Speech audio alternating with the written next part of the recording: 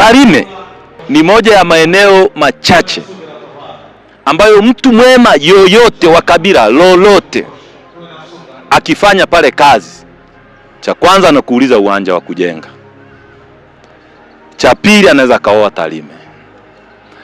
Wengine wanajiasiri koo za pale, na kitu Wakurya hawaruhusu ni kufanya segregation ya mtu kwa sababu ya kabila analozungumza.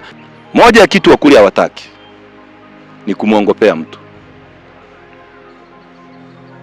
Sisi kwenye familia yetu ukizungumza na mimi kuhusu mtu, mimi na kusubiri ulichozungumza tukiwa na yule mtu, na usiniambie tena siku nyingine nikwambie na wewe nikupe tahadhari. Usinipe siri unapozungumza mtu, kwa sababu nachofanya nitamuita yule mtu na wewe ukiwepo, na ndicho baba alichotufundisha sisi. Nimwambie fulani kwa nini unafanya hivi.